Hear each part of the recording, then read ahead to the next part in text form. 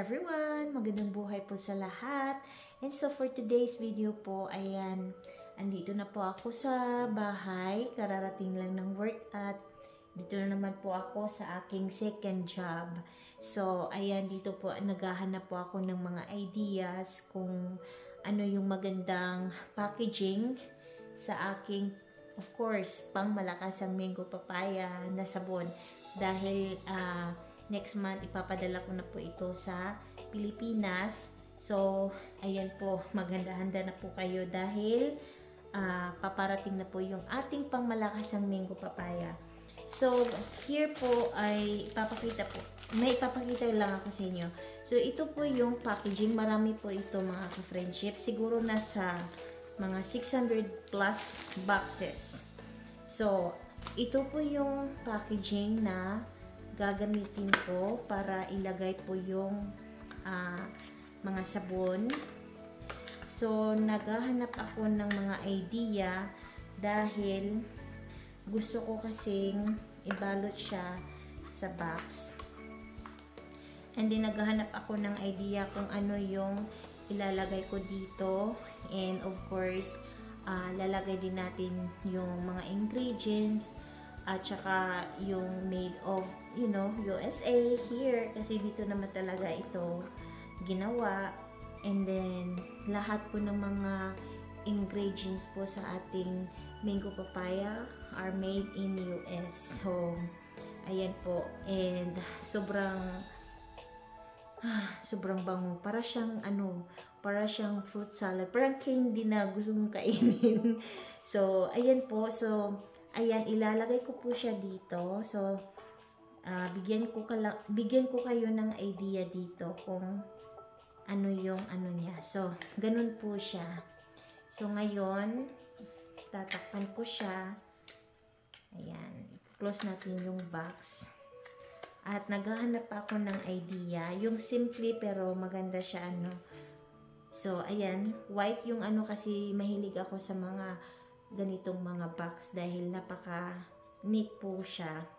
So, dito po maglalagay po ako maghahanap ako ng idea kung ano yung magandang design. So, like mango papaya and of course my brand which is KG Beauty, and then yung ating pangmalakasan na mango papaya. And then sa likod naman, so yung likod naman is yung mga ingredients at saka yung made in USA, of course.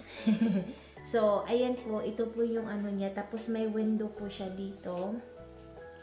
Nag-gloves po ako kasi ayokong maano yung sabon. So, ayan po. So, may window po siya.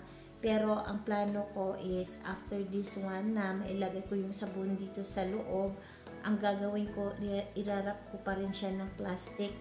Ayan, para at least hindi siya madumihan pag dumating siya sa Pinas.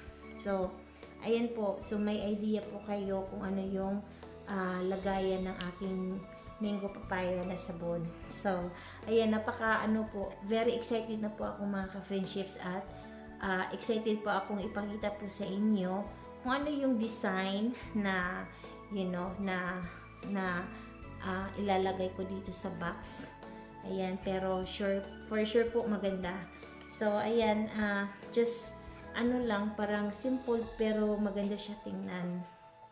So, at saka, of course, ito ay 100% all natural ingredients.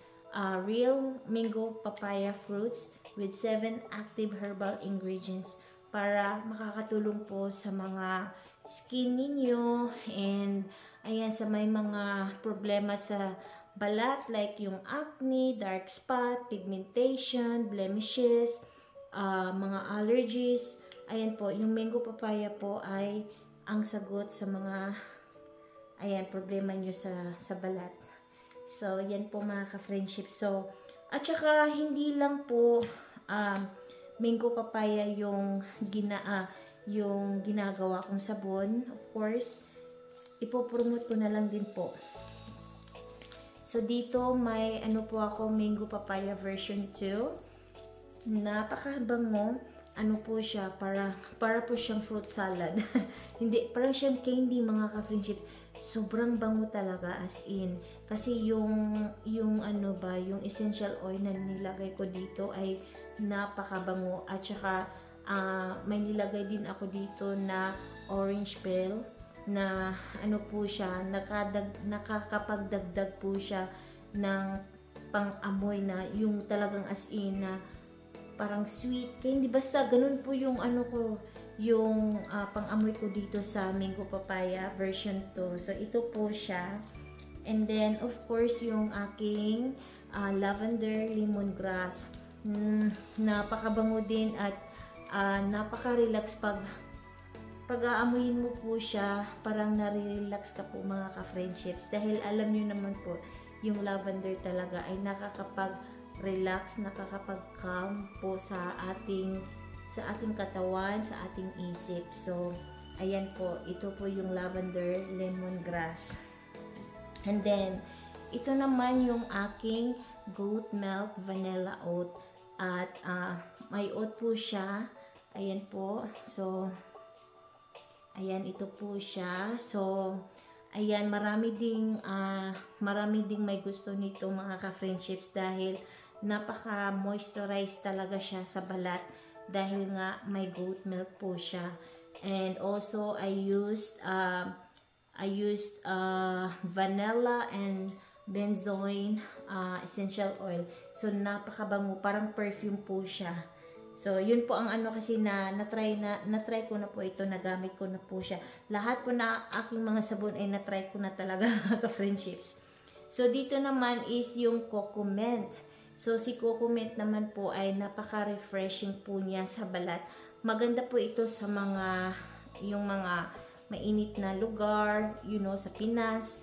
Kasi may mint, may peppermint po siya. So, parang nakukul po yung ano mo, parang basta refreshing po siya sa balat na pag ginamit niyo parang something na may, you know, yung kasi may mint, peppermint, yung kung nakatry, sino na yung nakatry dyan na kumakain ng peppermint, yung bubble gum, di ba parang napaka-mint, napaka-cool niya pag kinain natin or nag-chinucho natin, di ba ganun din po yung ano niya, yung feeling sa ating katawan, napaka-cool at saka napaka-refreshing.